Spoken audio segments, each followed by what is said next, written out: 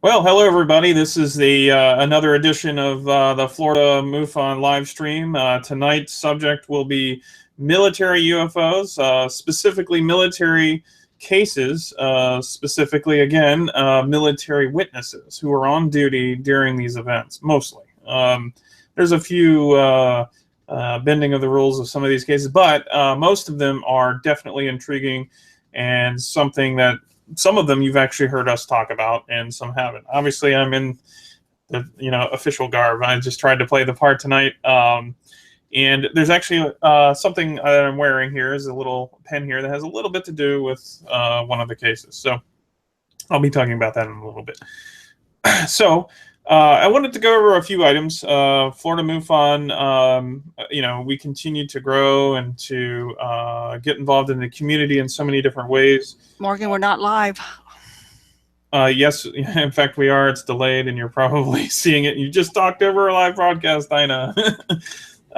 So what we wanted to bring up is the event that we're putting on in November, which is in this year, and it's in November. And Dinah, if you wouldn't mind kind of talking a little bit about what we're going to be doing in the near future.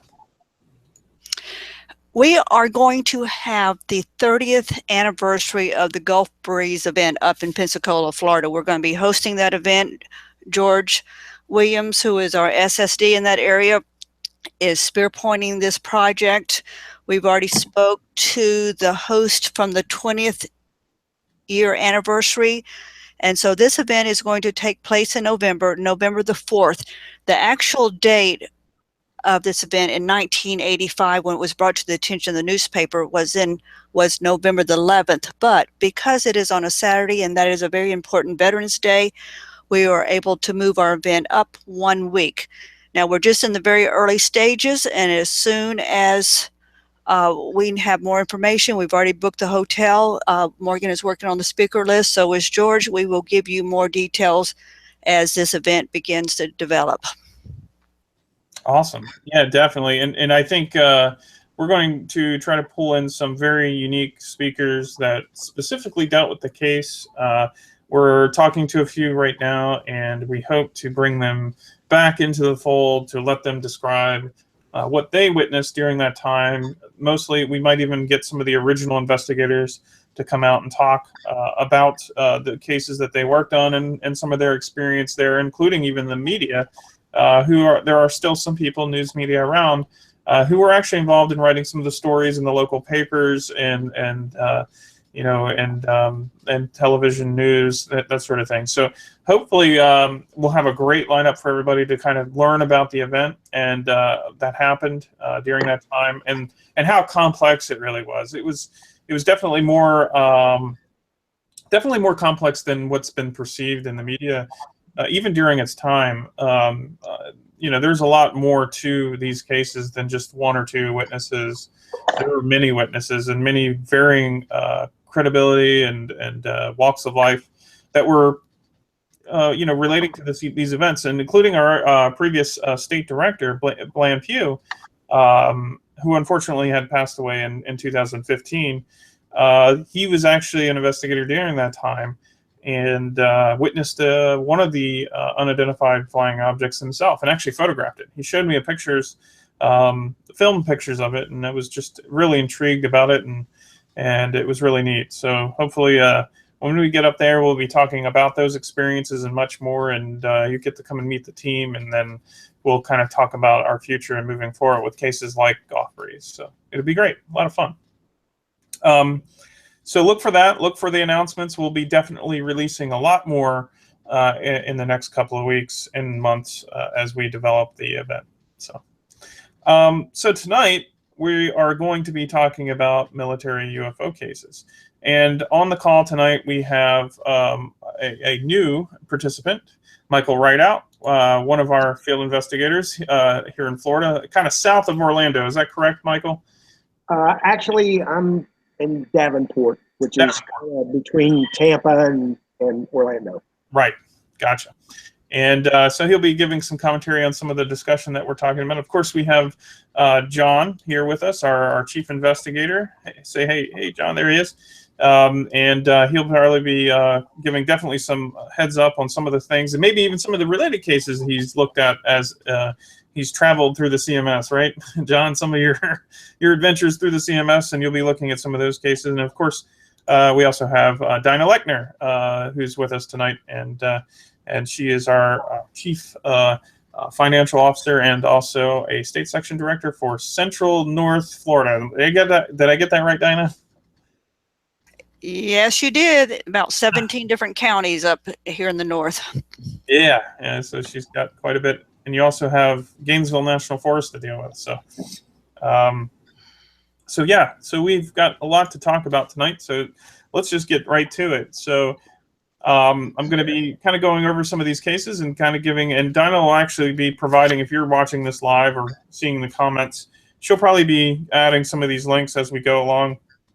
So look for those. Save those for later, and you'll understand here in a few minutes. So let's go ahead and get started. I'm going to go ahead and share my screen. Everybody's going to see something weird, but I'm going to go ahead and start the presentation. So let's go ahead and share that screen, and let's get started with the slideshow. Okay. All right, so military cases. This is Florida MUFON's new logo, based on the, just so everybody knows, it's new. It is the new logo nationally, so we went ahead and added the Florida part. Yeah, so military cases. Military cases are unique, mostly because almost the vast majority of them are historical. Why is that? People always ask, well, why don't you get these cases when they're happening? Well, a lot of times that military personnel are under strict regulations when it comes to national security. So a lot of them legally can't do anything, can't say anything, can't participate in investigations that are civilian investigations unless otherwise given approval by their superiors. Career, ending decisions if they get involved in UFOs, all sorts of different dynamics, including cover-up. I mean, I can't deny that that doesn't happen. But nonetheless, historical cases come up. So that means we have to do a little bit of work, background work, a little legwork on these. And that involves archival research, records research, verification, that sort of thing. And there's actually something very specific to the word verification.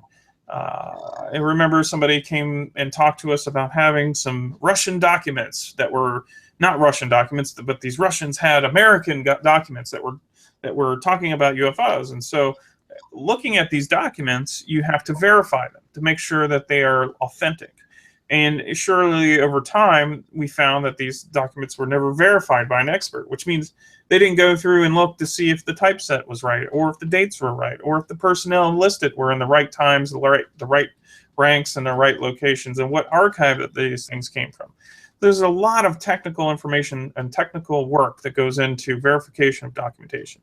Always remember that. I think one of the biggest debacles that people really don't realize are like the MJ-12 documents that people tend to have believed were authentic but were never verified until the actual individual who released those documents did the legwork and found that there were some problems and some inconsistencies, and eventually tied to some people like Doty who were found to be self-proclaimed disinformation for a specific reason, not for UFOs, but for something else. So you always have to be very careful when handed some stuff. But in these cases, we kind of work the opposite direction. We get the witnesses to come forward first. So these witnesses come forward, then we start going through and seeing if we can find anything, right? So, well, this picture in the background actually has some relevance to the first case I'm going to be talking about.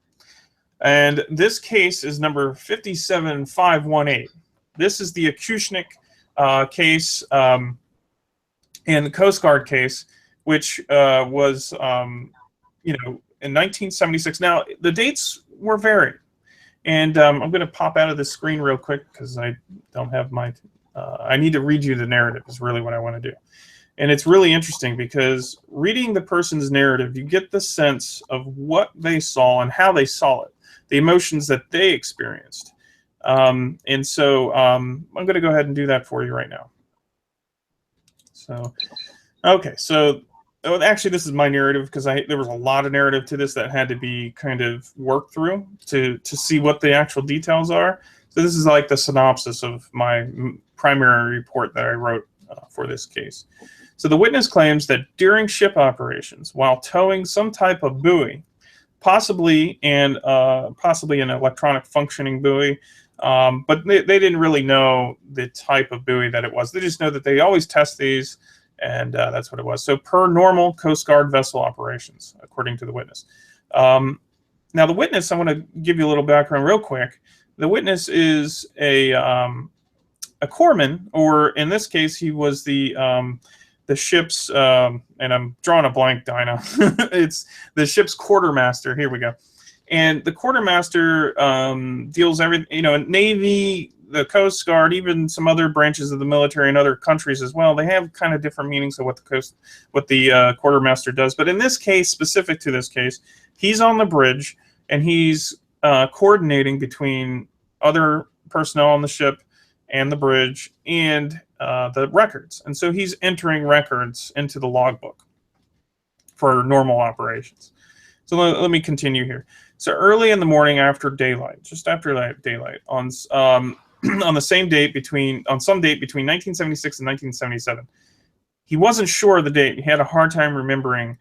But we have another witness that hasn't been approached yet by our team, but has been talked to by the National UFO Reporting Database, Peter Davenport, who has the other witness who we've never had contact with yet, who does remember the date and actually kind of stated it around 1975, the late 1975. So our witness had a hard time recalling the exact date. But the ship he was on lost all electrical power, okay? Lost its engines and tow line attached. The engines and the tow line attached to the buoy was no longer visible. So they couldn't see the tow line. So the ship probably slowed down, or the tow line went under, or it just lost visibility. He states that the compasses on the bridge was gyrating 360 degrees. The witness states that the ship, the USCG Acoustic and Wago 1970. So it's the hull number 167. Sorry, went to general quarters, and as he ran up the ladder, so he was in general quarters, and as he was running towards the bridge outside the ship, he was assigned duty post. Okay, he looked aft and noticed a fog-like cloud just off the stern of the ship. Cloaking to the buoy, so it was basically hidden the buoy, kind of clouded it in like a mist, according to the witness. As I talked to him, he kind of described it as like a thick storm cloud that you couldn't see, but it wasn't raining. So but then he noticed a gray hovering disc-shaped craft approximately 500 feet in the air just behind the ship. This is when he kind of noticed it. The description of the craft was like a dark gray in color, and again, I'll show you the images here in a little bit. But it was dark gray in color, so it appeared to be like a dome near the top. So your traditional disc with a flat bottom, sort of.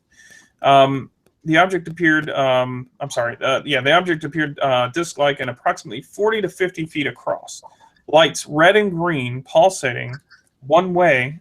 In reverse direction, then in reverse direction, so kind of back and forth, along in 180 degrees, so around the edge of the craft, or the sides of the disc, I guess you could say, the edge of the disc. The object made no sound. The craft initially was located approximately 500 feet in the air just aft of the ship. Fantail, okay, the ship's fantail, above the buoy being towed. Now this is where the Air Force comes, or the Navy Air Force comes into the picture. It says once the F-4 Phantoms flew near the ship, the craft flew vertically in another second. So within another 500 feet, I should say, darting away at about 45-degree angle, disappeared at a high cloud in a high cloud within one second. So it basically made very fast maneuvers unconventional, to say the least. There were some type of configurations on the bottom half of the craft, but they were not discernible. So there was some sort of, and when I talked to him in general, he kind of gave me an idea that it was structural. So there was some sort of structure underneath the craft, but he never was able to really remember specifically how it was configured. So the craft seemed to have had an outline that seemed to be like mirage-like. So there seemed to be kind of shimmering mirage around the edges, around the outer shape, almost like a heat wave or heat waves. There was no person on the fantail rear of the ship. I'm sorry, there was one person on the rear of the ship that was a corpsman on the ship who was heard on the radio talking to the bridge personnel stating, "Get somebody back here." And this is his quotations. He says, "Get somebody back here. I don't want to be back here, or basically back here by myself with this happening." After hearing this, the witness continued up to the bridge and assumed his place on the bridge during the general quarters. He stated within the few minutes the ship regained its power, the Acoustic cutter, the Coast Guard cutter, engines, electrical systems, and the tow line was secured again, and the ship towing the buoy. Now, when he was talking to me about this, he recalls, the reaction of the person in the rear of the ship who was kind of monitoring the buoy, the normal operations that they were doing. And he noticed that the line went slack, and maybe it was because of the ship, but they couldn't see what was happening. But they did notice that there was a large craft above it where the buoy should have been. So they don't know what happened. They couldn't see anything. But going on further, after securing for general quarters, the witness documented in detail the Acoustic logbook, all of what transpired, including the UFO sightings appearing and its departure. A few minutes after securing the general quarters, there was an announcement for all officers, chiefs, and department heads to meet the captain in the stateroom for a meeting. As a junior crew member, the witness did not participate in this meeting. Okay, following this meeting, the witness stated that he ran into a corpsman, first-class petty officer, and HM1, who was at the meeting, and asked him what he thought, basically what he thought just transpired. So he says the HM1 stated that nothing happened, and if you know what's good for you, you won't speak about this again. Following this interaction, the witness assumed that his regular duties and his an assignment to the bridge as a quartermaster, and noticed that that there was a new logbook. So when he came back into the bridge, the logbook that he was entering was now new, brand new notebook. So starting right from the beginning. So the witness states that he did what he thought he should have do regarding the incident and did not discuss the sighting incident with anyone. He states that it was the culture of the military at the time. It wasn't until approximately 6 months ago, which was according at the time of this report, which is only 3 or 4 years ago, really, that he really thought that he should have talked about it. In fact, I think when I was talking to him on the phone, he heard something about this case on a radio show, and his wife kind of encouraged him to come forward. And so that's kind of how he came forward, got back involved, and made his statements, and then that's it. Didn't say much else beyond that. I was able to interview him over the phone because he was no longer in Florida. This incident happened approximately off the coast of Florida, and I'm going to go right back to the slides and kind of show you what I'm talking about, because there's something very specific to our case that it's still ongoing. We're still looking for participation from the National UFO Reporting Center and Peter Davenport, hopefully sharing or cross-statching some of the information between their witness and our witness. And it is a different person, because we did ask this witness if they had ever reported this to any other database, and they said no. So, so let me show you what I'm talking about here. Okay.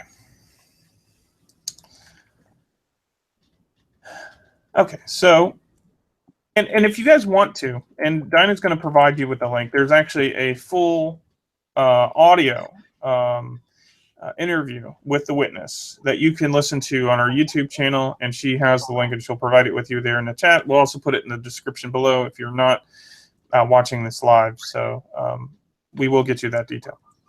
So here it is. Here's the ship. This is the actual ship, hull number 167. This is actually a picture of it just before it became decommissioned. It is actually no longer in service. This is a picture from the circa 1960 of the same ship. So this ship's been in service for quite a long time. And actually the ship that I showed you in the beginning with the graphic overlay, which is this next one here, which is a depiction of the event. So you have the F-4 Phantom that flew pretty close to the ship, opposite of the unknown craft. In fact, they kind of came back around, and before the F-4s could come back around, the object had left the area as he described. And you got to get a better sense of what he's saying when you hear him kind of describe it in his own words. I always find that a little bit better because they have an emotional attachment to the event that they can remember. Now, granted, not all witnesses are perfect, and he wasn't, and he understood that he had a hard time recalling dates and when this actually happened. But he does remember the event pretty plainly, and so it's a really great listen if you get a chance. So this is a depiction of it, and I kind of went back and forth with the witness to see how accurate it was, and he says, yeah, this is pretty close to what I saw. Okay, so now the research. I blacked out his name only because you know, we don't have an agreement to release his name, but any good researcher can figure it out. But he wasn't too concerned. But you know, just I'm not trying to hide anything. We're just being courteous to our witness. But the redaction in this ship log is in fact his signature and his name. So we verified that he's real, essentially. Not only with the W-2, or I'm sorry, with the DD-214, his service record, but also his actual signature in the logbook. The team that we brought on to look further into this case is Georgia, and Ralph Howard, the state director of Georgia, actually was able to go into the National Archives that are there for the Navy and Coast Guard and gain access to the logbooks, which are released to the public there. There are rules, of course, when you go in and how you copy things and that sort of thing, but it is public access.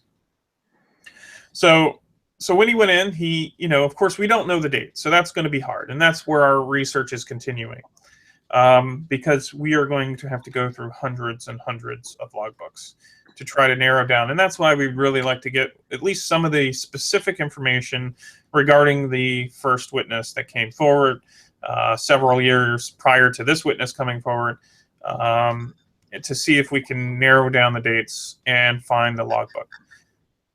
And you know, I don't want to reveal too much of how I'm going to be able to identify the correct logbook, or at least the logbooks that we need to see in order to verify the event. But nonetheless, when that does happen, you guys will be the first to know, obviously. And so that's the kind of research that we're doing on this type of case. It does require a lot of time and hours. I spent many hours just trying to find him in these logbooks, and they did, of course, find his logs in this book. So anyway, so you get an idea, a sense of the case. We did have him draw, and also Tim Thompson. He says to Tim. Tim Thompson was the other investigator that was helping out. He's a kind of a part-time investigator for us when he has the time. Tim Thompson is actually a retired captain in the Navy, and he was actually helping us track down some of this information and talking with the witness. So this is a drawing that the witness provided us, and so, you know, it's pretty self-explanatory of what happened, and kind of showing, you know, where the object was in relation to the ship, the fog that was created behind the ship, the buoy tow line, and of course the phantoms that actually passed over the front of their ship, kind of giving a real simple diagram of what happened. And a lot of times this really helps a witness recall, and that's why we have them draw the object, draw the incident. Okay, so that's that case. And again, we're going to take your questions at the end. And if you guys have any questions at all about these cases as we go, think of them, provide them to Dinah in the chat, and we will definitely be answering those questions.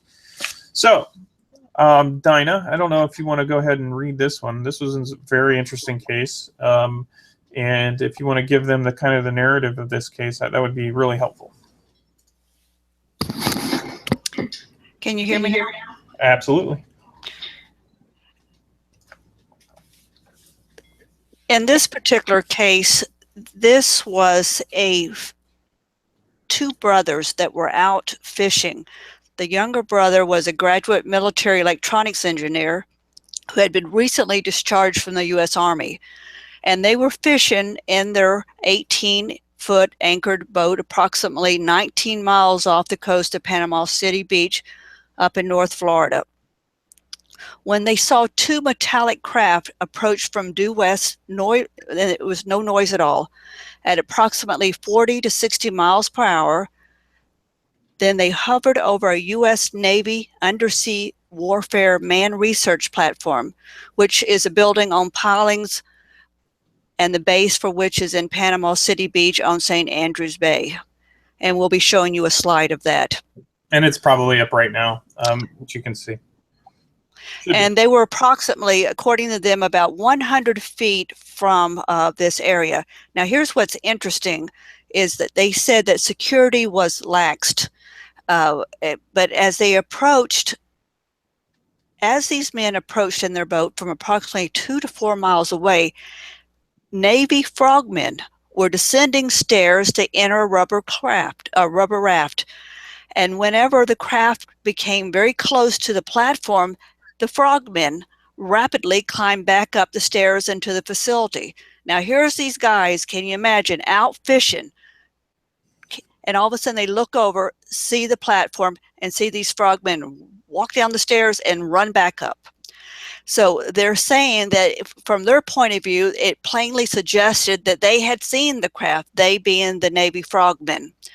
Now, the two craft then hovered for about 5 to 10 minutes, at which time they were approximately 300 feet from these fishermen's boats. And now they can see the bottom half of the disc, which is elliptical, a shape from the side. And there was a purplish matte color on the bottom half to the center horizontal parting line. And then on the top was a silver matte color. These fishermen claimed there was no markings, there was they saw windows, they saw seams, were the most perfectly constructed appearing objects they had ever seen in their life. Now, the one gentleman, as he describes this, he's a master's graduate from a school of architecture. So this is why he's noticing these architectural features. And then they moved in unison to the southeast for approximately 1 mile. They stopped.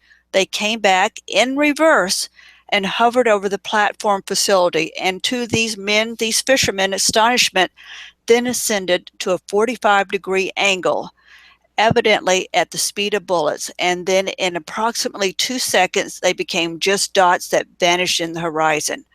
Now, all of a sudden, at that precise moment, 2 U.S. Air Force Phantom jets from Tyndall Air Force Base in Panama City, and they deduce this is what the men, as they're talking and getting their story together in their mind, they came from that direction, flew at approximately 100 feet altitude over their boat, and at the precise top of the platform, then sharply ascended, turning at the very noticeable then they turned on their afterburners.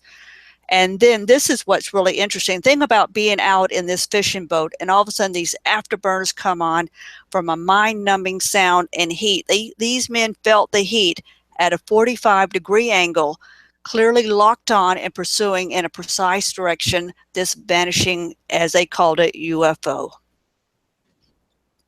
That is just interesting. I mean, you can't get a better case than that, especially with witnesses that are so credible.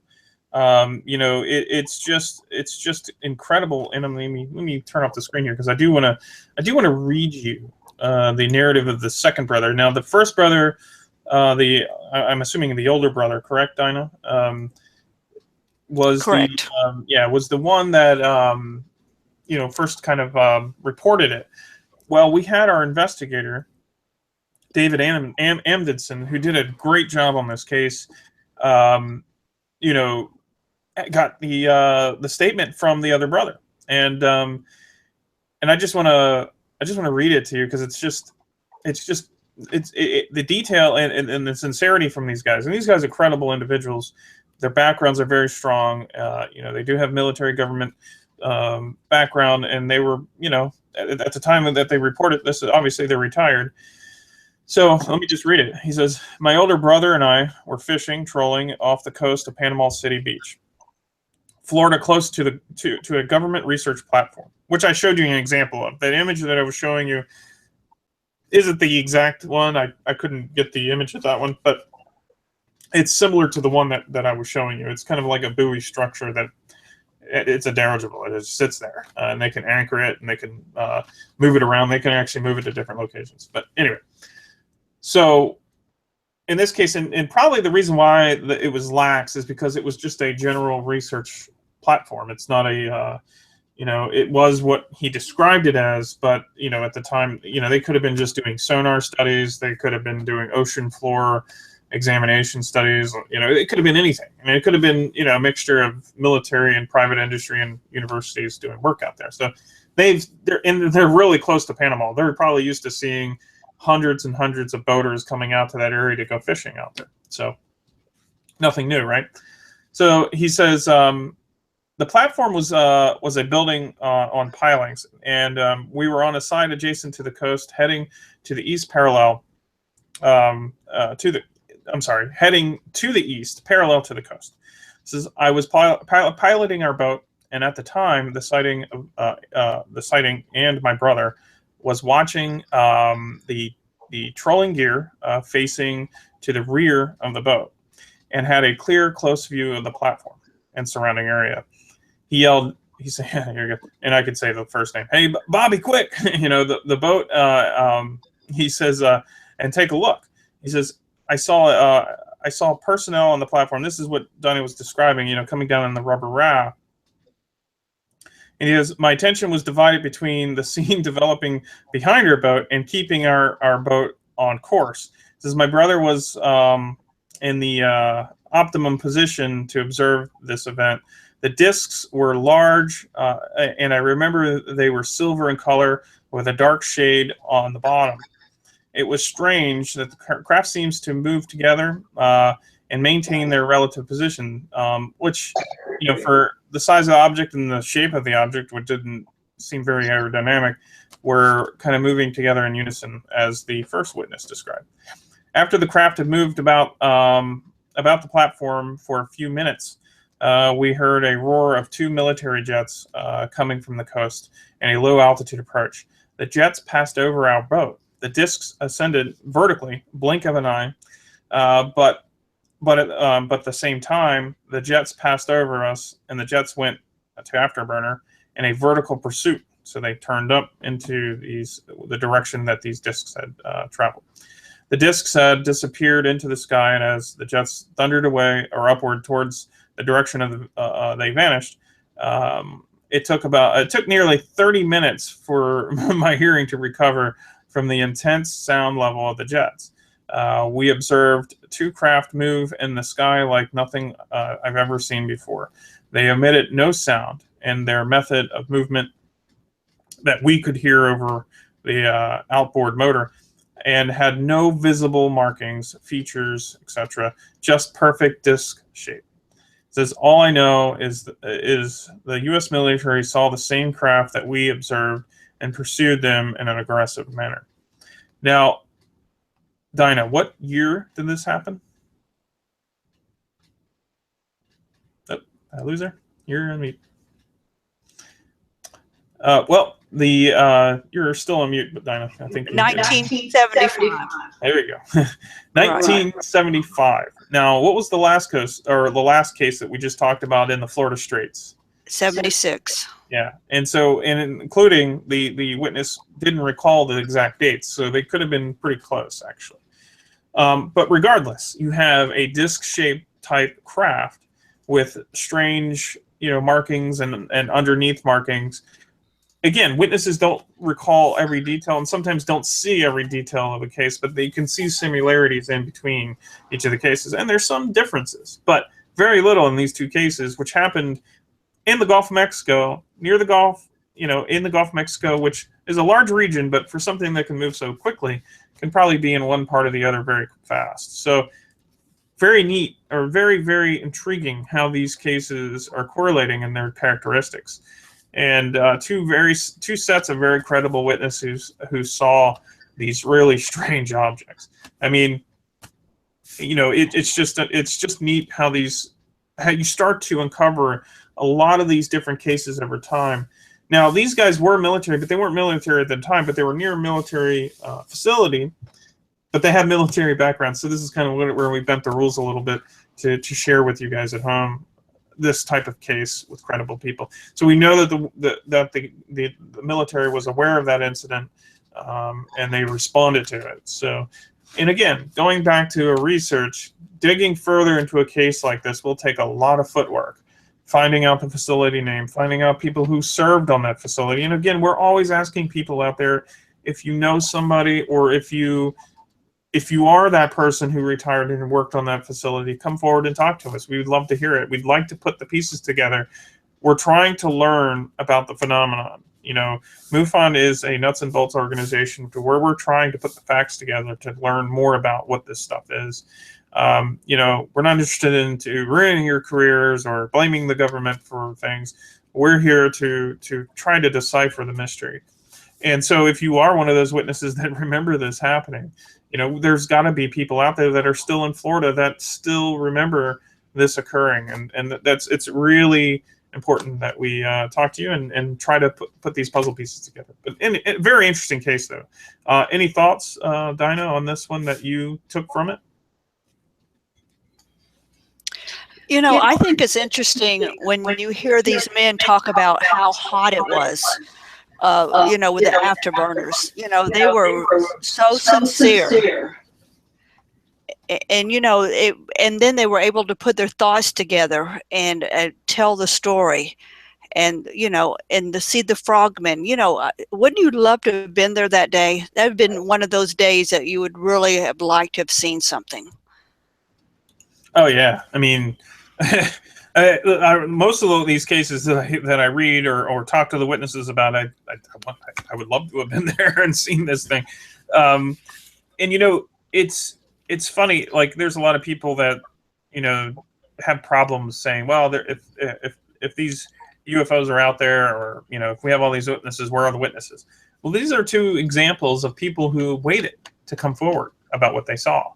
They waited for several reasons. I know with the interviews that David did, and I know that with the interviews I did on my case, the Acoustic case, and stuff that Tim and Ralph have uncovered, these guys waited quite a few years to talk about this. Why? Well, they had different reasons. Some were fearful of losing their career. One guy said it himself. It was the culture. You don't talk. You just don't. It's a brotherhood. It's a thing you don't do when you're told something, and you just keep your mouth shut and get to the next day and do your job. Is that a cover-up?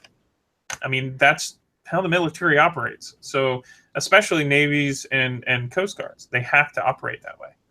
So, but, in this case, obviously these things weren't talked about in any of the Blue Book cases.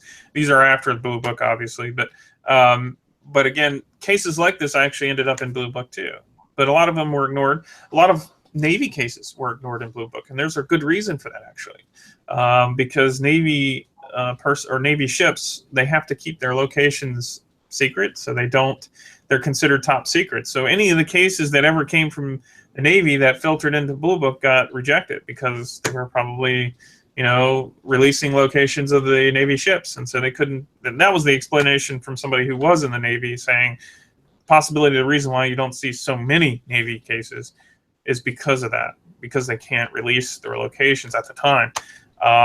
Of course, now most of these that we get in Florida are Navy or Coast Guard because there's so much water around us. But we are starting to get a lot of those cases that have never been talked about, that were during the Blue Book era, that never were put into the Blue Book system. So let's move on. So the next case is something that you guys already seen before. This is the 1967 flap that our own Bill Schroeder talked about in one of our previous live streams that we did, and probably won't go into as much detail about it tonight, but this was the case where he is basically radar operations dealing with ground-to-air missiles systems, and they were able to capture something on radar. And when you get a chance, and you'll be provided the link in the chat, save that. We'll also provide it in the description below if you're not watching this live. But listen to the full, interview with Bill. There's another link that I didn't provide you, Dinah, that we did the live stream. I think it was it the last one we did? No, it was the one before the last one we did. And you can find that on our YouTube channel. But we did a update anniversary cast and talked to Bill about the updates to the case and what he's been doing to work on it. A really unique case, 1967 flap.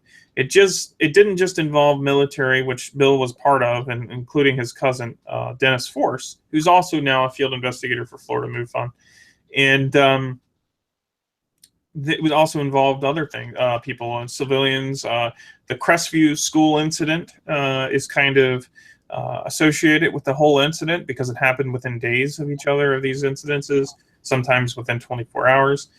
The Cuban MiG crash that was supposedly caused by an unidentified flying object is also part of this incident because it happened within days or the same day of the event.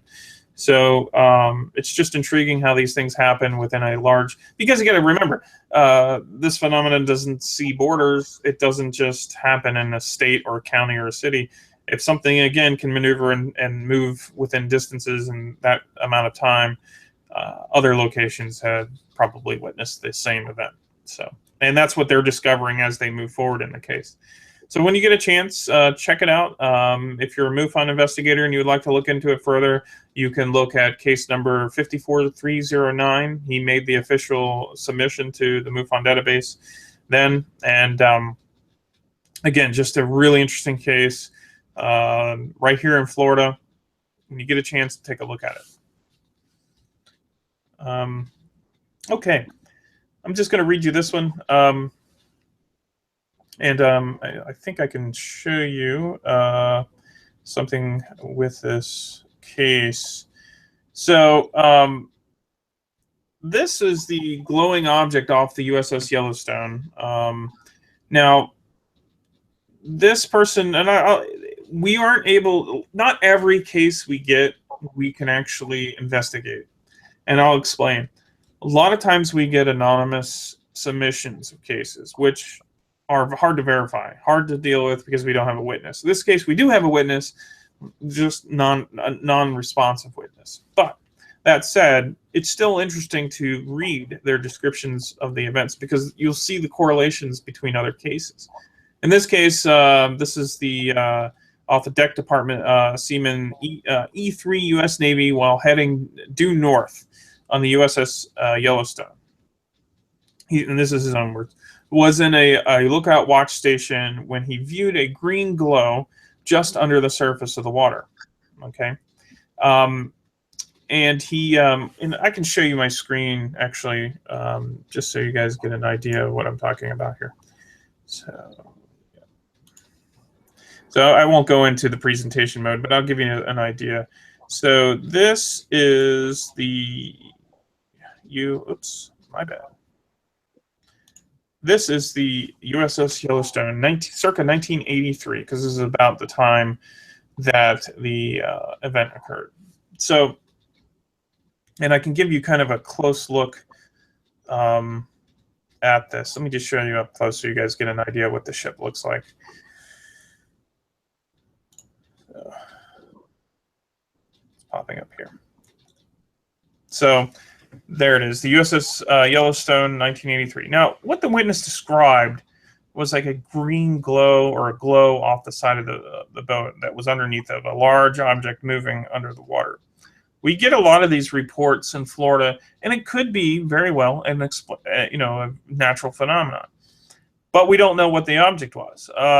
We often get cases of underwater phenomenon that happen off our coast, and definitely from boats that people are in.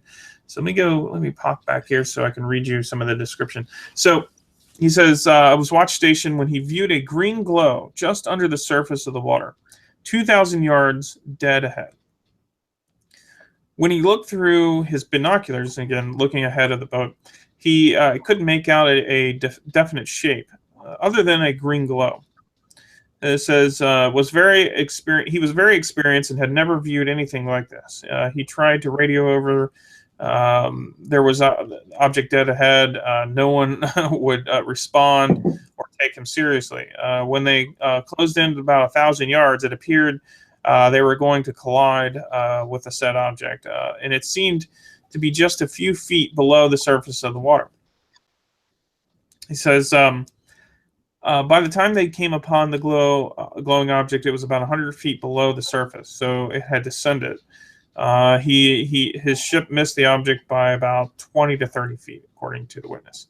No one in the ship seemed to notice the event, and the witness was beyond frustration. No sound was heard during the event. Now, I said possible explanation. Well, there is something called bioluminescence, specifically dealing with plankton sometimes, and mostly with algae or bacteria. And it actually looks like a green glow when you disturb the surface of the water. Donnie, I think you had mentioned that it could have been a whale, and it's possible. It could have been a large creature. Now, according to the witness, this was a very large object compared to the ship. So it could have been a school of fish, maybe, or a giant squid, which we really don't have off the coast of Florida. But it could have been just about anything that was under the water. It was definitely an unknown object. It wasn't identifiable at the time. Of course, it was limited in scope.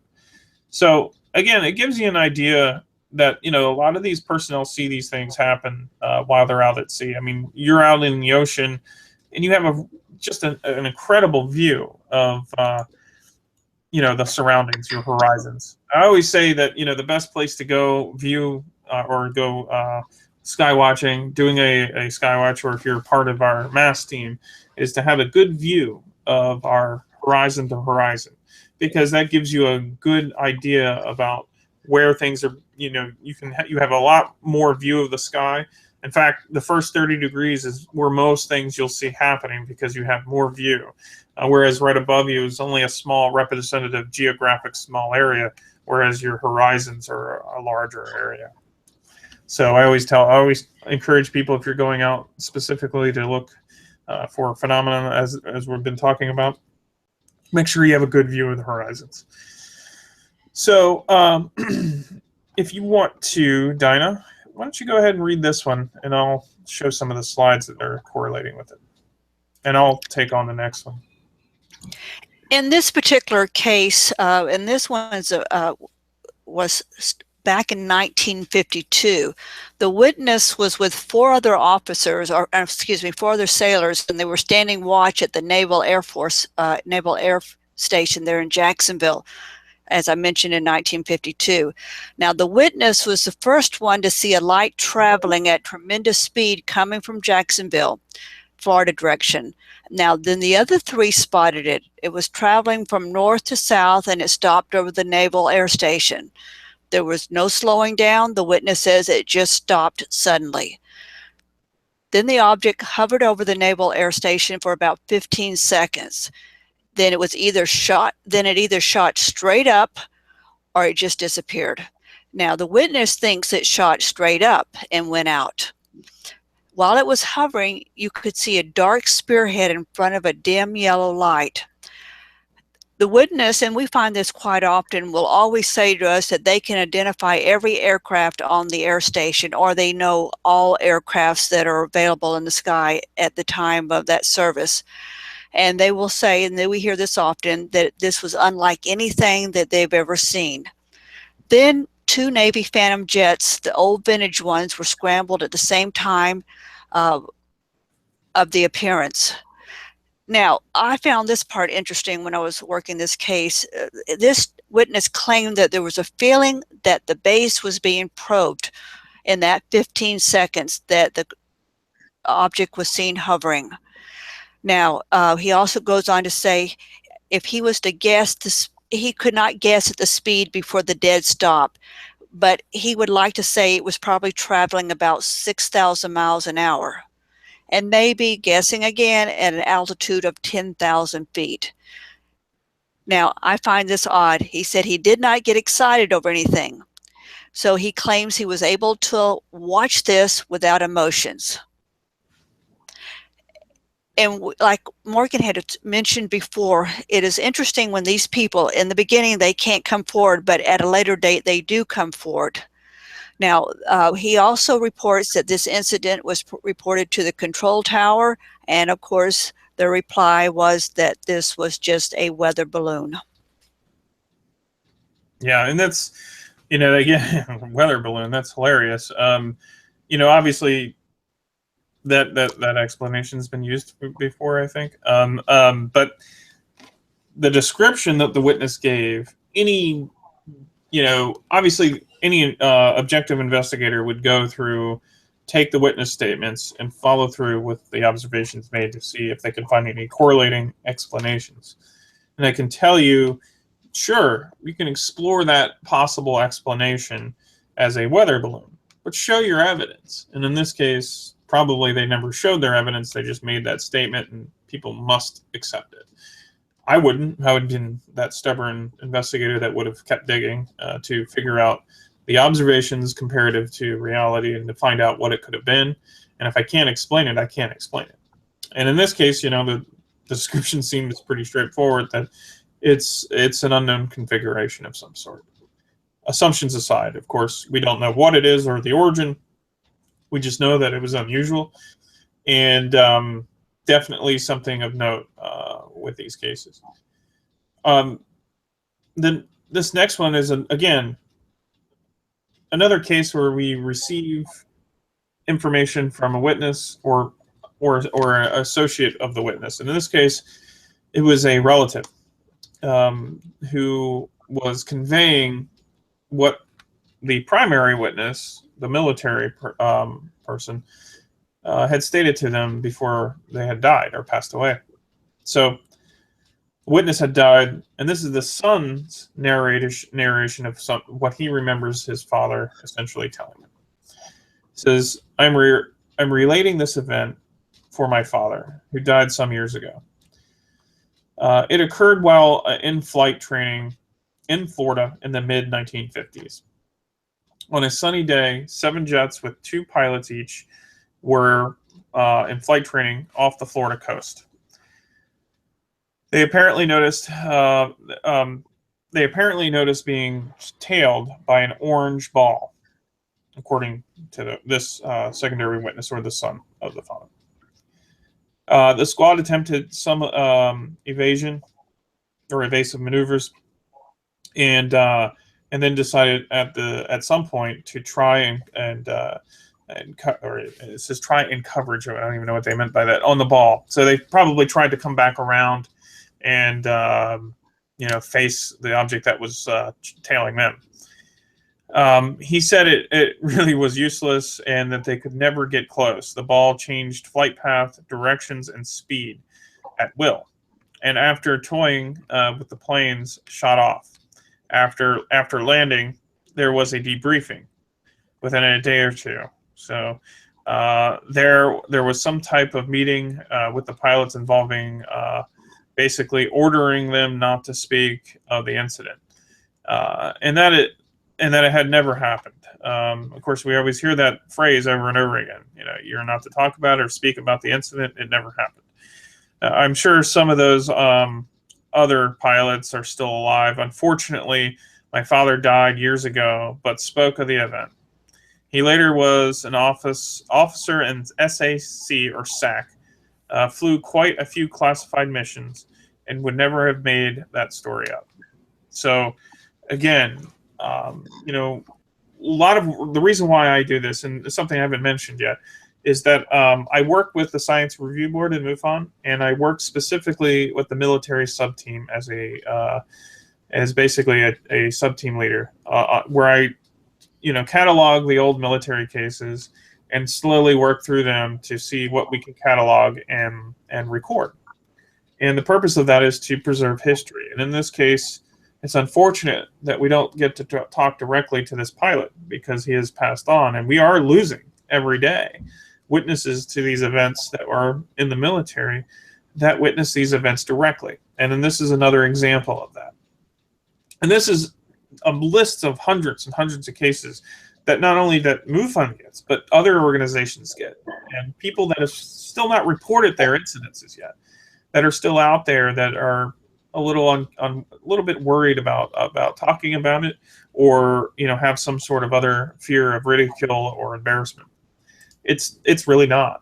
I've talked with a lot of people that are currently active duty, and people that have just retired, and they have stories beyond stories of these strange events happening. And a lot of times it's like they don't know how to handle it. There is one case that I'll talk to, and I didn't mention it because it's pretty simple that I can talk to about it, but is the Aguadilla, Puerto Rico case. Again, perfect example of a law enforcement agency, quasi-military, Border Patrol, that were so afraid to talk about the event that they were leaking the videos anonymously through various different outlets. But they were never told not to talk about it. This wasn't like the things that we've been hearing from the 60s, 50s, 70s. These guys were told, here's an 800 number.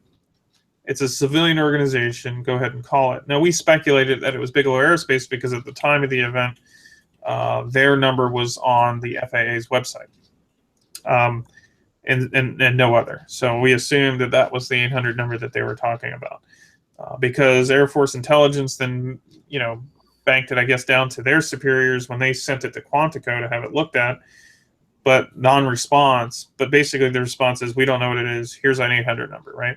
But they were never told that they couldn't talk about it either, because it's law enforcement, so it's probably not handled the same way.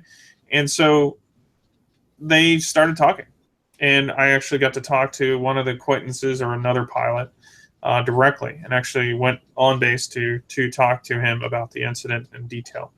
And it happened. What it is, I don't know. I mean, there's even a correlating Blue Book case off of Aguadilla that sounds identical to what these guys were just talking about. And this happened now.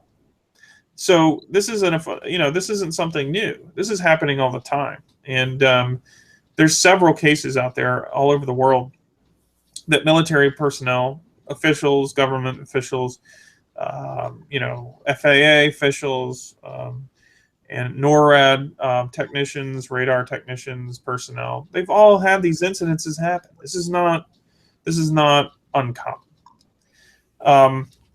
And, you know, again, we just talked about the Yellowstone destroyer class ship incident. Well, this is something similar. This is another one, and I'll just read the quick synopsis. So this is the USS Independence, June 1973. The primary witness served in the U.S. Independence CB-62, so that's the hull number. Some boats get their, when they're decommissioned and a new one's built, they get the name of that ship and they have a hull number, right? As a refueling technician on deck of the ship.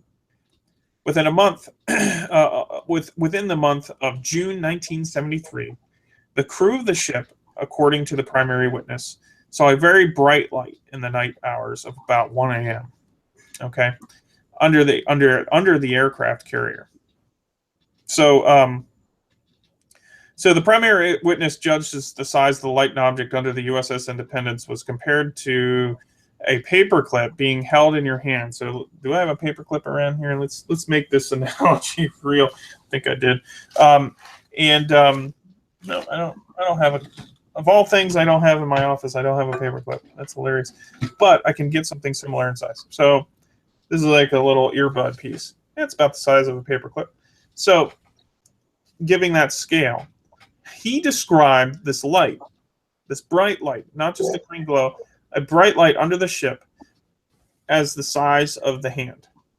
And this is the USS Independence. So in every direction under the ship, there was this really bright light. Okay. So it's like a paperclip being held in the hand is the in the hand is the object. According to the primary witness, the object emitted a light moved in front of the carrier. This is an aircraft carrier, right? And lifted out of the water, blinding everyone on deck. So this thing moved out from underneath the ship, out of the water. Now, I asked him directly if he could describe the object shape, and he says, I couldn't, because I couldn't see anything. It was so bright, because everything was dark, and they were running dark night lights and stuff like that, doing an operation on deck. Excuse me. And he said that it was so bright, it was blinding, and he actually said he actually fell to his knees, because he remembers being, losing orientation because of the size of the light. It wasn't just how bright the light was, but also the area the light took up was so large that I guess it made him, kind of nauseous, I guess, because I don't know if you've ever stood at the edge of a skyscraper. I did this as a kid all the time, and in Baltimore, where I lived near there, and I would go up to the tallest building down in the harbor, and I would run up to the corner of the building, and I look straight up, right? And I've done this in New York too. You look straight up, and in these buildings, they make you dizzy, you fall back, and you think the building's going to fall on you because the scale is so much larger than you, so your mind is trying to make sense of the scale. And in this case, we're not used to seeing this kind of scale move that quickly in association with an aircraft carrier, which is probably one of the largest constructs that humans have made that is independent on its own engine power. Okay. So the object movement, according to the witness, was disorienting due to the size of the object. The incident occurred off the coast of Florida within the area known as the Bermuda Triangle. Go figure. A lot of strange things happened out there, right? So, and it's not necessarily a triangle, it's just an area. They just call it a triangle because they make, geographical associations with locations. But it's just a large area, like a blob, really, in between that area. So it was very interesting to hear his description. Very simple, very short incident. Everybody on deck saw it. I remember talking to him in depth on this. And again, this is also available on YouTube. And Dinah will be providing you with the link if she hasn't already. And it's you get to hear it in his own words. It's really incredible to get to hear, one guy kind of made an off comment once about it and said, well, people see things all the time. And it's like, well, I said, this guy was like, it was kind of weaning on him that he needed to talk about it. And he said, this is a very serious incident that happened in his life. And it's not an hallucination. It was real to him and real to everybody evidently on that deck. And again, if you know anybody that has served on the USS Independence in 1973 and remember this incident or have ever heard this incident, let me know about it. Let our team know about it, because we're really interested in, again, putting these puzzle pieces together, learning everything we can from multiple witnesses of a single event like this. There was always suggestions of possible other explanations. Of course, we considered all those. Everything from a ICBM launch from a submarine underneath the aircraft carrier as a test to see visibility, right? Well, they would have heard that rocket. I can guarantee you they would have definitely heard that rocket. And according to the witness, there was no sound at all. And so there are a lot of little discrepancies, and that's what you have to do. You have to look at the alternative hypotheses by looking at the different explanations, the possibilities that it could be. And we did that. We matched it to descriptions of a rocket launch. What is it like? What does it sound like? I talked to Tim. I've talked to other people that have been in the Navy that have witnessed these types of things. And they said, nah, you can hear that thing for miles, man. That's it. It's like thunder. It's like there's no missing that. So, a lot of things didn't correlate with the explanations that we matched to the case.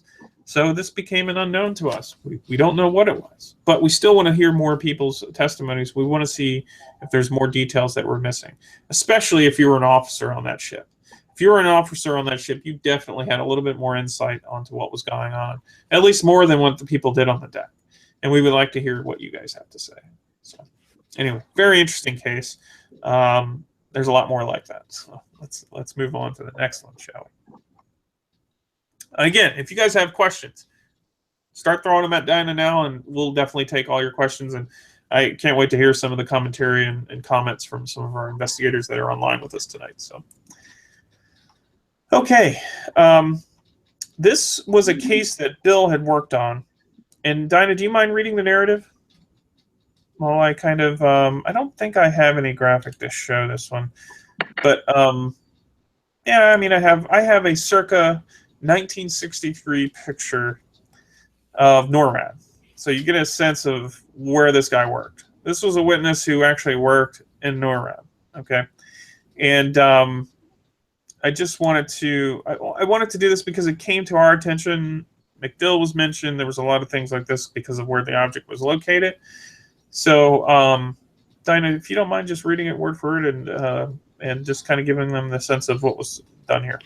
Now, in this particular case, we call this our NORAD case. We call this our NORAD case. The witness said that he was in the United States Air Force for 8 years. He was a radar operator with the North American Air Defense Command, which is short for NORAD, and he was the height finder supervisor. So at the time of this sighting, he was part of the Montgomery Air Defense Sector in NORAD, and the Montgomery Center was the command center for the entire southeastern United States.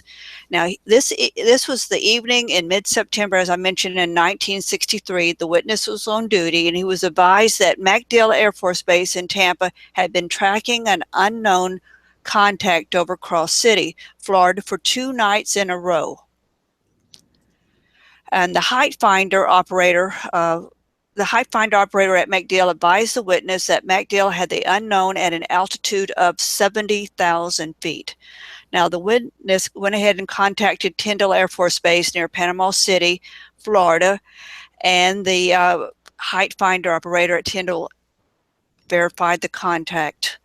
The contact also verified at Patrick Air Force Base near Cocoa Beach, Florida. So all locations had the target at 70,000 feet and stationary over Cross City. When the witness reported the target to NORAD control, they advised that it was just a weather balloon or a equipment malfunction. The witness knew that the target was not a balloon, as the winds at altitude were over 130 miles per hour and the target remained, once again, stationary. A duplicate equipment malfunction at 3 different locations is also highly unlikely. The target was directly above the NORAD radar installation at Cross City. Now, Cross City was not able to track the target due to the fact they could not point their radar straight up. Many years later, the witness said he met a fellow NORAD airman that was on duty that night, and he advised local civilian witnesses that he was told that local civilian witnesses had observed lights over the Cross City installations also that night. And according to the reporting witness, the tactical control officer on duty that night, I won't mention his name, was a captain, and this captain had been monitoring communications between the radar installations involved. This captain diverted 2 F-106 fighters to the Cross City area to investigate the unknown target. As the target was at 70,000 feet, the fighters would need to do a snap-up maneuver. Now, a snap-up maneuver is utilized when an intended target was beyond the normal operational altitude of a fighter. The fighter would obtain maximum speed in level flight, then pull back on the stick and use inertia to climb. Command at MacDill advised that the fighters did make radar contact with the unknown and did lock on target. When the fighters locked on, they suffered an immediate loss of radar operation. The loss of radar covered the entire Montgomery air defense sector. The blackout remained in effect for approximately 5 minutes. When the radar returned to normal operations, the unknown target was gone. About 1 week later, the same radar installation detected a slow-moving target over the Gulf of Mexico, south of New Orleans. A fighter jet scrambled to identify the unknown, but never made contact. The SIS, or the Selective Identification System on the unknown, identified it as a B-52 bomber from Mountain Home Air Force Base in Idaho. When NORAD contacted Mountain Home to verify the information, NORAD was advised that the bomber in question was sitting on the ground at Mountain Home. Very interesting. And Bill Schroeder's the investigator that worked on this case and interviewed the witness directly. And I actually have the audio. It's really the phone connection of the witness was very garbled. So I've been working with the audio to kind of clean it up so I can get it to everybody so you guys can hear that interview. But definitely an interesting interview with somebody who we're lucky to have gotten their narrative and their recollection of that case. And obviously, Dinah, just as you described and read from the narrative, there are other witnesses.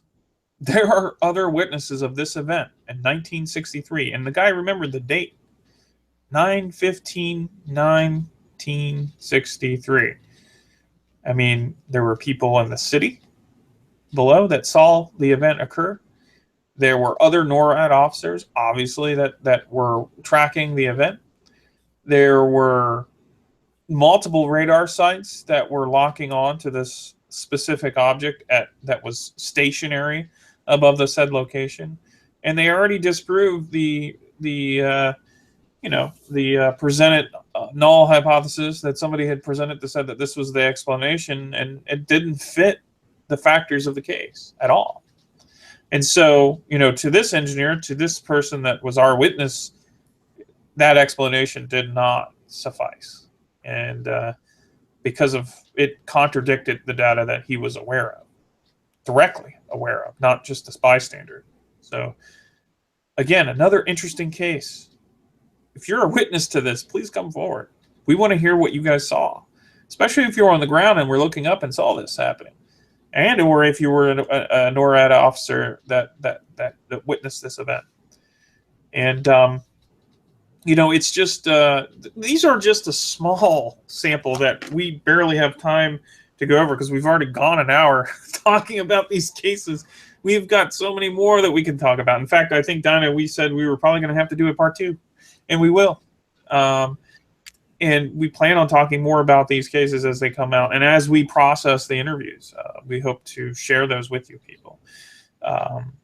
But again, this again is just an example of, multitudes of witnesses seeing things that just are at the time and even now are unidentifiable. I mean, I get it. Let me go ahead and get out of this. There are explanations that are feasible, always. Even my friend who showed me a video once and thought that it was a strange UFO, and this guy had sent from another country, and we saw it explode into tiny little pieces. I felt bad because I knew what it was. I knew what it was because of my experience and my background. Well, I'm sorry to inform you, but it's a weather balloon. and she's looking at me like, oh yeah, come on. It's like, don't give me that line. I was like, no, we really did catch a weather balloon exploding in the upper atmosphere. That's what they do. And but when there's so much other data that contradicts that explanation, like in this case, like in the other case we mentioned earlier, they don't, in this case, the bomber hypothesis didn't work out. In the other case, the explanation of it being a weather balloon, weather balloons don't necessarily have a shape like that, and they don't necessarily move around the sky like that either. Just pure objective observation. Those null hypotheses fail. So we're forced to look at the other factors. We're forced to accept that there's some things that we can't explain. Scientists don't like that. I'm included in that. I mean, I'm not a scientist, but I am in a sense by trade, what I do in the field. But, I don't like not knowing something. I do industrial hygiene. So when I go and look for a problem, I want to find the problem. And if I can't find the problem, it really bothers me. And I can imagine for a lot of the scientists that were working on Blue Book, coming across cases that they have no explanation for, that do not match any null hypothesis, they couldn't explain it. It bothers them. In fact, most of the scientists that were on Blue Book eventually came around to, okay, I don't know what it is. They were doing the tagline during the project, but then after the project was over and they had time to think about it, they, Hynek is an example of that, where they just like, look, there's stuff that we can't explain. And there's a real mystery out there that we don't have control over. And this is a perfect example of all these military cases where we have the evidence that it happened. We have the observations. I have a few people now arguing about, what people are seeing in the skies is this, and that's what it is. Specific to the triangles, and people argue whether they're military or extraterrestrial. I keep telling people to stop speculating, because you can speculate in a conversation like we're having right now, where we're just talking, but to proclaim that it is or it isn't, in that specific case, not just in general, you can't say that. You have to be able to show your evidence to support that. Now, I could go on a limb and say, I feel that the extraterrestrial hypothesis is a good hypothesis. Sure. And that's speculation, and that's fine. But I can't say all triangles are military aircraft because, well, show me that's not a hypothesis. That's not evidence. It's not. When you're presenting something as a fact, you better have qualified that statement. And I've been kind of harsh with people sometimes, where I say, you're simply not qualified to give an opinion on this when it's something like radar data or physics, because the person is a videographer and that's what he does for a living. He's not qualified to make that statement. Yeah, he's qualified all day long to come up with an opinion based on speculation and stating that it's speculation. But a lot of people out there tend to not. And when I tell people that challenge, well, all UFOs are this, or even the religious side where people get into those explanations, I say, you can't say any of that. These incidences happen. That's what we do know. We don't know origin.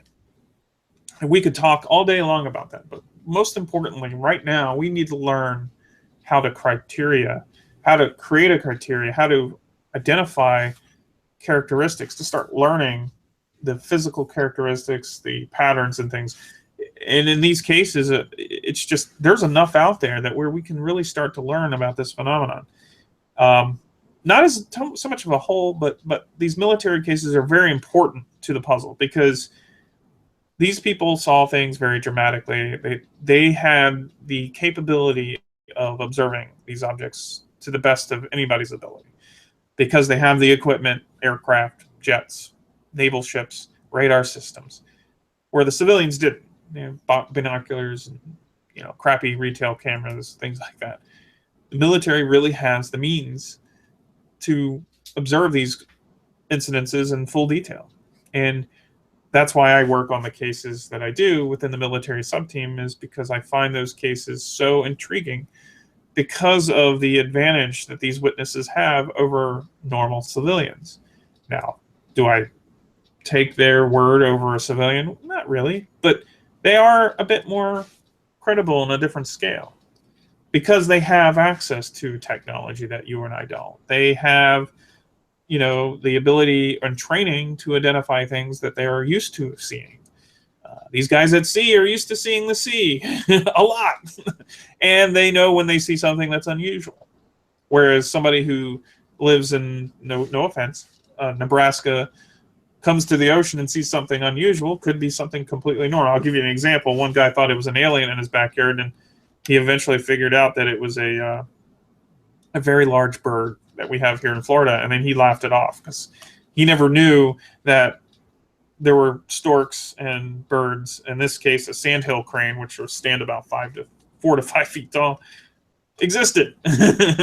And he felt really terrible about it. But again, that's why I like these cases, because these military personnel tend to be more exposed to these elements, to where they'll recognize something that's out of place.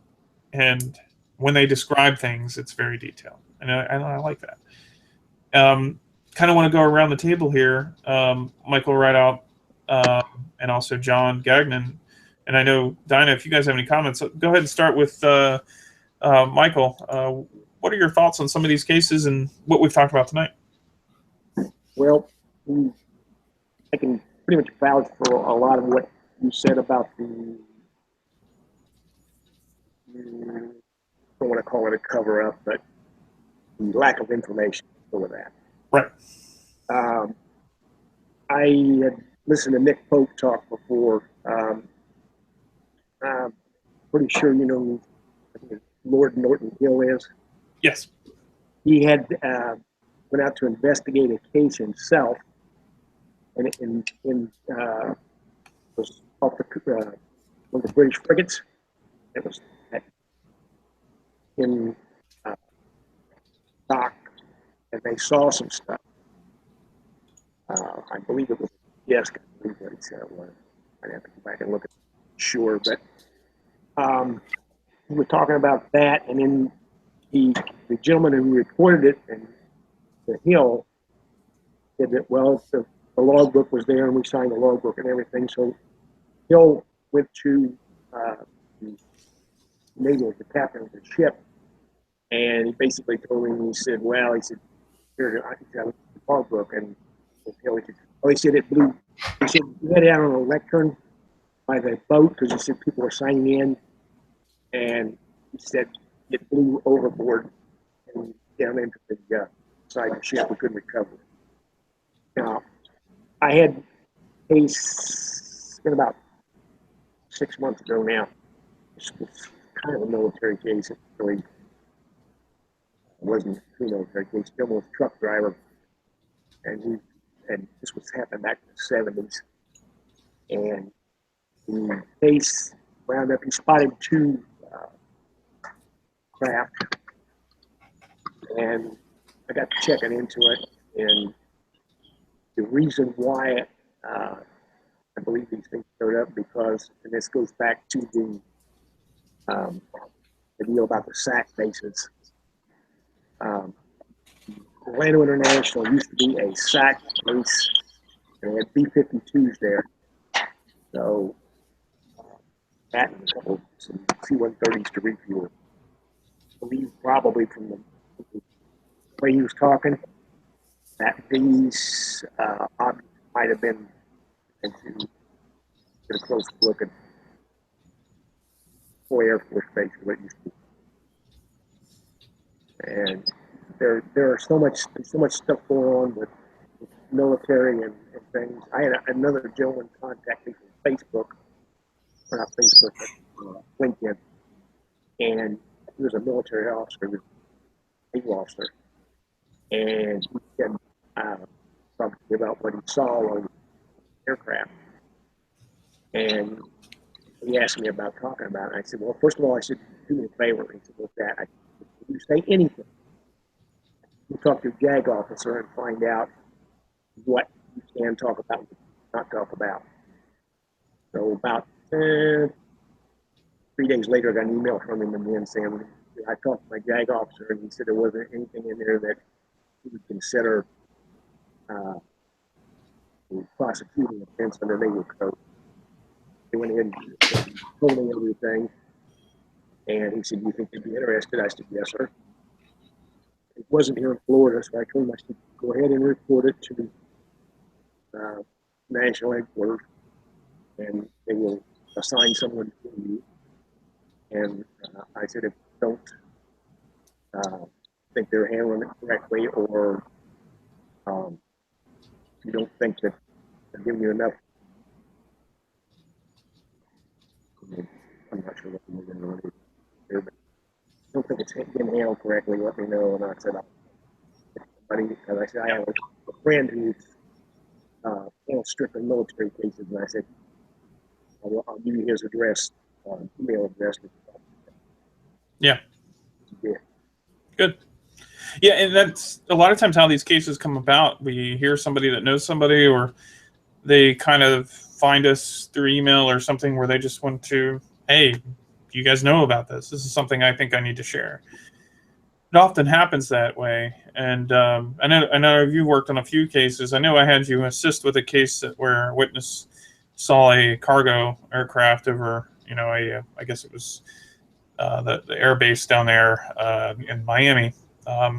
Yes. And where they saw a small silver object right off the wing of a large cargo aircraft. There's a lot of little things that happen like that where it could be explainable. It could be something like a drone, who knows? But there are a lot of things that these cases that are new to us, and that we continue to learn new things about these things through leaks or through people that decide to come forward after many years. And it's just something that's interesting. Yeah. John, what are your thoughts on some of these cases that you've worked on, and also the ones that we've talked about? One that Dinah brought up about the Jacksonville case, I was aware of that. I didn't actually work the case, but I was aware of it, and it sounded pretty interesting. I don't believe we ever came to a conclusion. I think it was showing a disposition of unknown aerial vehicle, if I'm not mistaken, on that. Other than that, I don't recall specifically working on any military cases in Florida. I'm familiar with a couple others that I've run across more than once, either in a book or internet, but that's about it. I would mention that William Tompkins, who is going to be one of our speakers at the symposium in Las Vegas in July, has written a very interesting book, Selected by Extraterrestrials, and in it he does talk about a spacecraft USO that was near an aircraft carrier and actually landed on board the carrier, and the captain of the ship boarded the spaceship, whatever you want to call it, flying saucer, disappeared and came back a few days later via another ship. So anybody that's interested in William Tompkins and his information, he will be at the symposium, and that sounded very interesting to me. Mm-hmm. And there's a lot of stories out there like that we've heard through the years, and I'm hoping that a lot of these cases get verified, through documentation or secondary witnesses coming forward, like that captain, for instance. It would be great to hear that. I think the public is kind of ready for this kind of thing. I know that many aren't, but I know that a lot of people, I think, would understand now. Again, it's just, if this stuff is true, you can imagine the impact it's had on the witnesses. I did run into a case when I was doing some work with CAG. It was a case in Hawaii, and military personnel were involved, but they were not a witness to the case. The witness was actually a civilian who spotted a UFO, and shortly after that, a missile was launched from a nearby military base. It appeared to be shooting at the UFO, and the military actually admitted they did fire the missile, but they claimed that they couldn't say what their target was. Right. Yeah, and again, just a lot of strange incidences that keep popping up, and we're hoping to learn more, especially with the cases we do have. I was just going to show a quick video. Some of you are familiar. So this is the one I was talking about earlier, the Aguadilla case. And in this video just shows the small object that the Border Patrol aircraft, this dual turboprop aircraft, and you can see there down on that bright object down on the tarmac. That's actually an aircraft, a FedEx flight, I believe. But they were about 7 miles out filming this over the Aguadilla base, which is a civilian and law enforcement / military usage in Aguadilla, Puerto Rico. And this small object, which you know, at first I really thought was a balloon. Just looking at it, I was like, well, this is a party balloon, you know, floating above the area. So there's not much to it. And it's a little choppy on your end, but you can always look it up. You can just type in Agua Dia. We have, I'll make sure that the direct link to this object or this event is sent to you guys via the chat here in a little bit. But this object, you know, proceeded to make a loop around the area as the Border Patrol aircraft also orbited the object as the object started to move back towards the location it came from, which is the Atlantic Ocean, or in this case, just north of the northwest tip of Puerto Rico, which is Agua Dia. You can see it floating. We actually calculated going behind a few trees and structures in this area. We calculated the object based on the projected path and the estimated path. Again, it's an estimation. We know it's not exacting, but we have a pretty good idea based on its interaction with foreground objects and background objects. And you'll see here in a little bit, as the object goes towards the water, it is now over the water area, and you can see they zoom into this object. You can get it now. You can see a little bit more detail, and it's actually starting to interact with the water.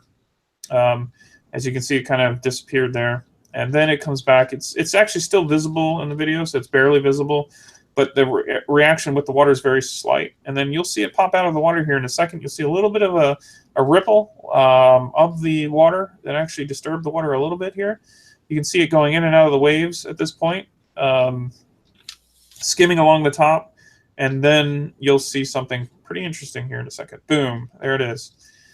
And there's the water disturbance, and now the object split into two objects. So this was all filmed with a mounted Westcam thermal imaging camera system, pretty high end. I got to look at one of these. I mean, these aren't classified tech. I mean, I've seen these things mounted on police vehicles, you know, air vehicles like helicopters, search and rescue, that sort of thing. They're widely used for law enforcement and search and rescue. So, but there it has. There you have it. It disappeared into the water off the coast there of Agua Dia, and there's the flight. Actually, the FedEx flight that's actually leaving now. It was actually held.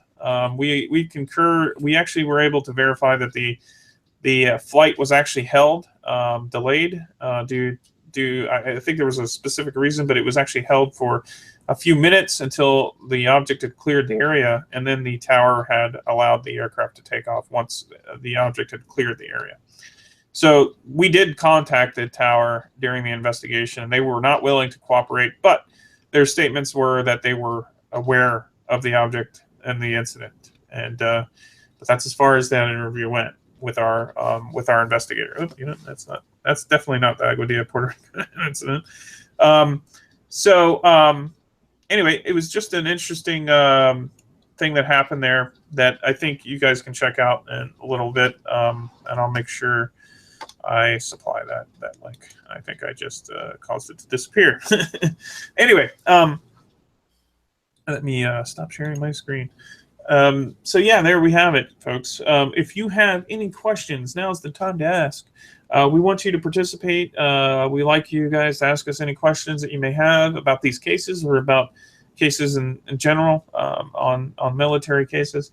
Dinah, do you have any thoughts and questions that you can read? Well, I wanted to mention that John had said something about I call it the Honolulu case.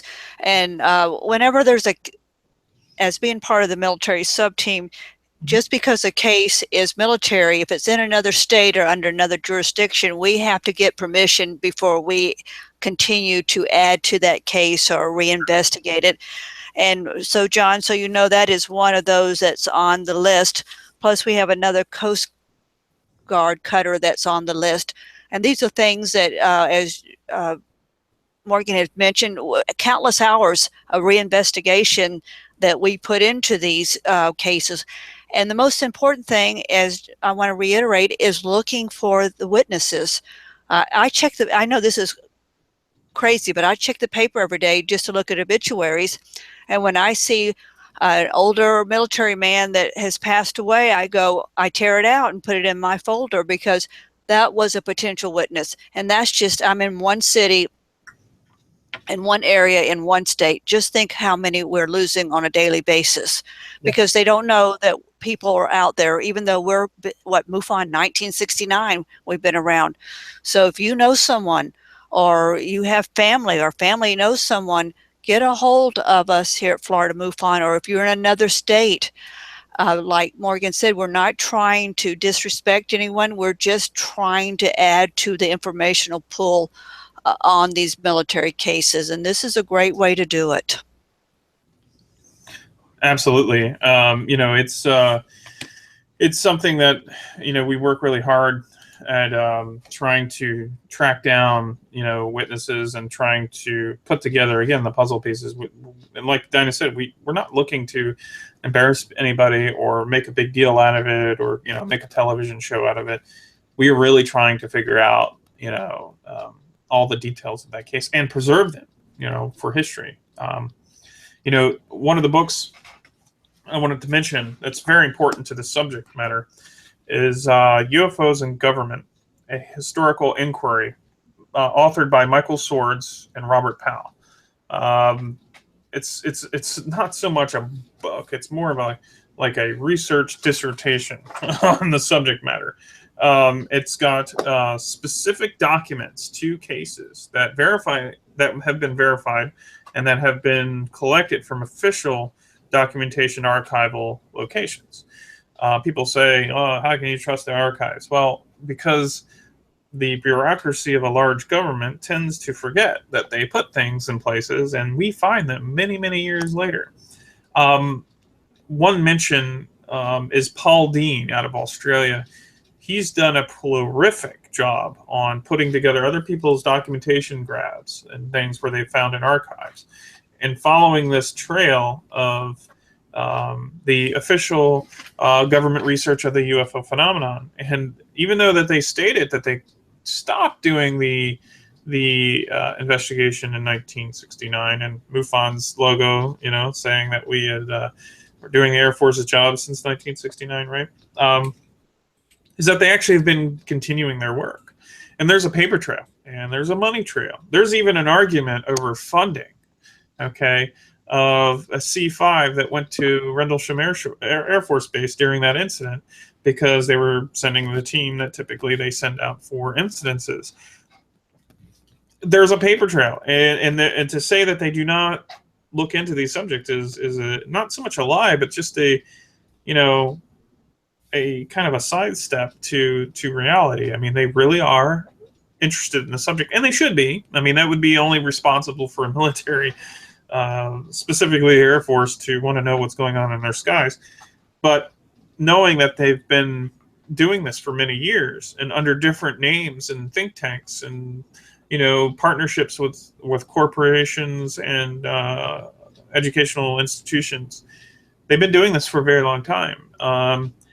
And I'm sure they've learned quite a bit about the subject matter. But regardless, the authors on this book, and including the contributors on this book, have done some of the most prolific work in historical documentation research.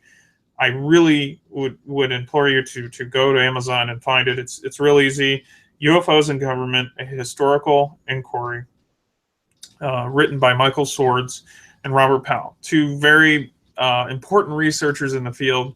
If you don't know who they are, you should probably look them up in some of the work that they've done. Some other names to mention on there are Class Savan, Vincent Juan Ballester, Alphonse Ballester. Does that ring a bell, everybody? Bill Chalker, Barry Greenwood, Richard Thiem, who we had as a speaker last year at our symposium, right behind me.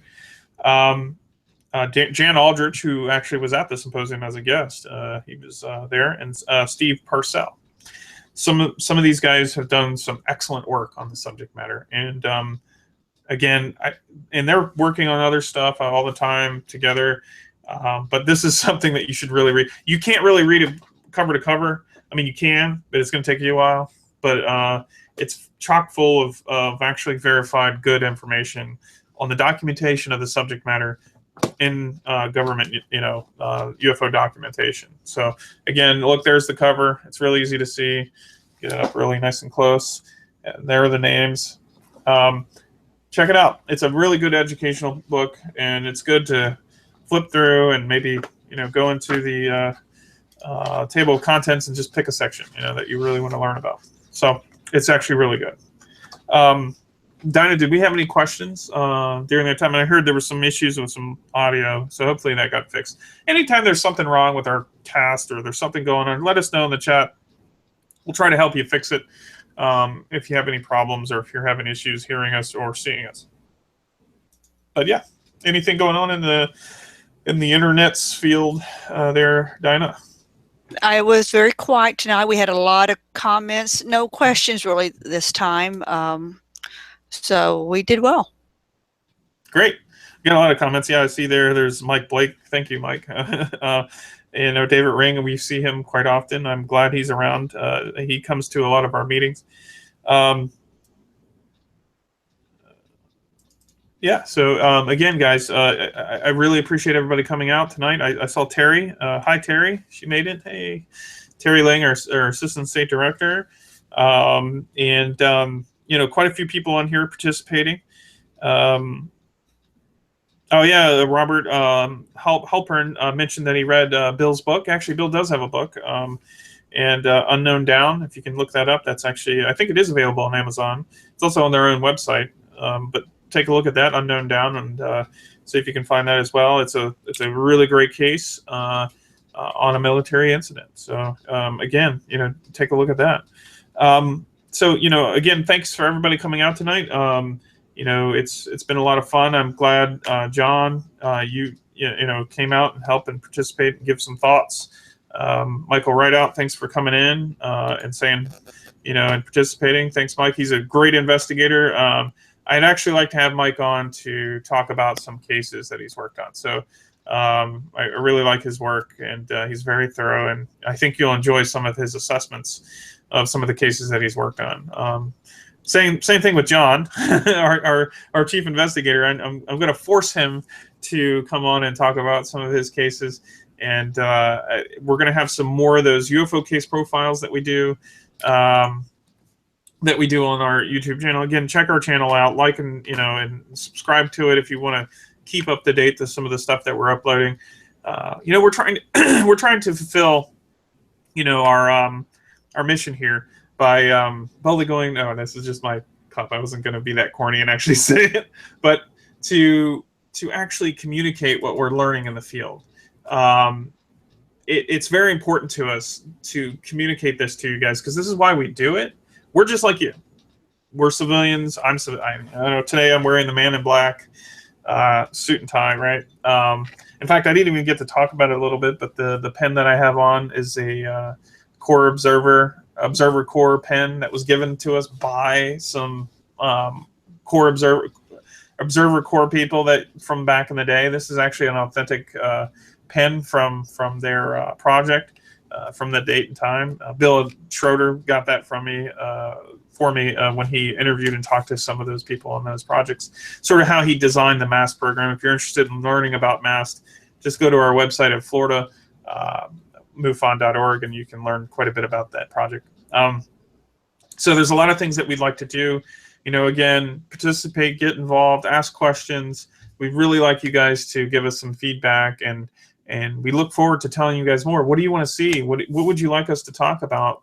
Are there cases that we are working on that about that you'd like us to, give us some more detail on? So again, thanks for coming out, everybody, and watching, and thanks, Dinah, for managing the chat and getting all the questions in and making her read some narrations, even though I promised her I wouldn't make her do it. I was having a technical difficulty here, so I had to flip back and forth.